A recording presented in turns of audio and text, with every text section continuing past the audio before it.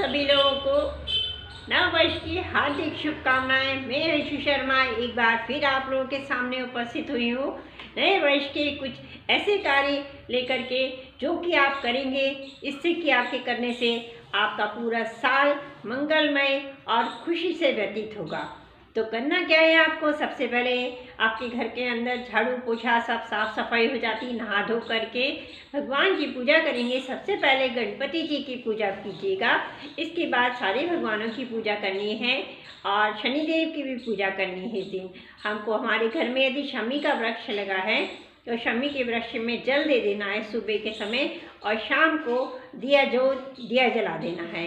और नहीं तो मंदिर में जाकर भी शमी के वृक्ष में आप दिया जला आ सकते हैं, और पीपल के पेड़ के नीचे भी दिया जला करके आना है। यदि शनि मंदिर किसी कारण से नहीं जा सकते हैं तो पीपल के पेड़ के नीचे भी आप दिया जला करके आइएगा। अब आपको करना क्या है कि इस दिन 7 कोड़ियाँ लेना है। 7 कोड़ियाँ मंदिर में लाल कपड़े पे बिछा करके, और उसमें आपको भगवान माता लक्ष्मी महाश्री यंत्र रख लेना है, और कछुआ जो धातु का कछुआ होता है उसको उत्तर दिशा की साइड में रख देना है और पूजा करना है। और इसके बाद में आपको शाम के समय वो कोड़ियों को बांध करके अपने कैश बॉक्स में, जहाँ पर आप धन रखते हैं वहाँ पर आप रखिएगा। आप माँ अन्नपूर्णा की कृपा, माँ भगवती की कृपा, माँ लक्ष्मी की कृपा आप लोगों के ऊपर बनी रहेगी। इस दिन आपको दान अवश्य करना चाहिए। इस दिन आप उड़द का दान करें तो वो बहुत अच्छा रहेगा। और किसी को काला वस्त्र दान कर दीजिएगा। शनि के निमित्त आप काला वस्त्र भी दान कर सकते हैं, लेकिन आप उड़द का दान अवश्य कीजिएगा। और अब आपको जिन लड़कियों का या लड़कों का विवाह नहीं हो रहा है तो उनके लिए आप करना क्या है, शिव पार्वती के मंदिर में जा कर के इत्र की एक छोटी सी शीशी लेके जाना है, और वो माता पार्वती और शिव जी को अर्पित करके आना है, और उनसे अपने बच्चे की शादी के लिए प्रार्थना करके आना है कि जो भी अड़ंगे या जो भी परेशानी आ रही हो वो दूर हो। निश्चित रूप से आपकी ये मनोकामना अवश्य पूरी होगी। अब आपको एक छोटा सा तांबे चांदी का लोटा ले लेना है। लोटा लेकर के आपको उसमें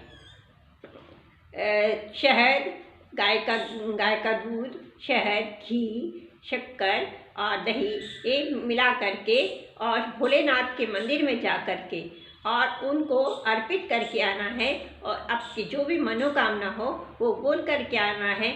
आर्थिक रूप से आपको किसी प्रकार की कोई परेशानी नहीं रहेगी।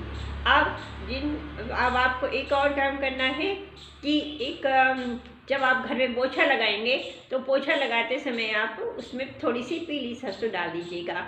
यदि कामली से लगाते हैं तो आप पहले ही डाल दीजिएगा।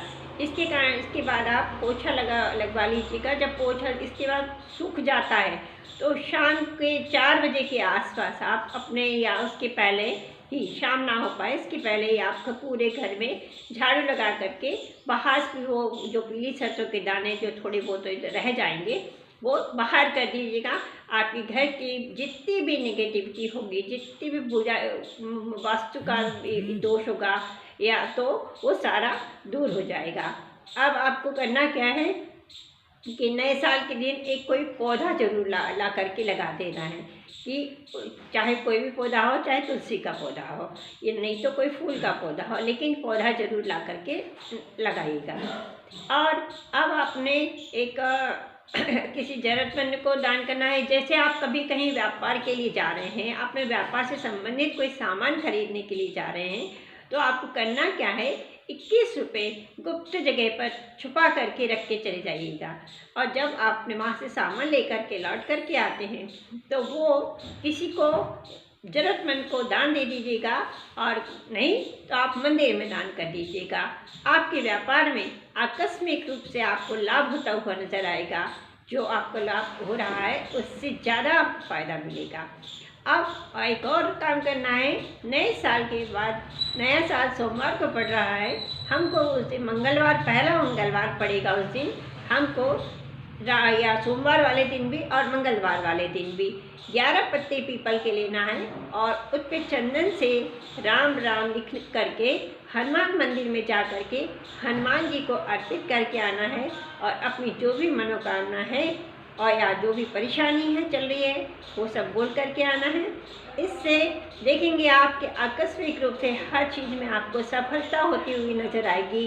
कैरियर में यदि कोई कैरियर यदि सही तरीके से नहीं हो बच्चों का बन पा रहा है, आपके ही कुछ कैरियर में बदलाव आप चाह रहे हैं, तो वो आपका कैरियर में अचानक से आपको बदलाव होते नज़र आएंगे। मतलब अच्छी ही सूचना मिलेगी, आप लोग सुखी और संपन्न रहेंगे।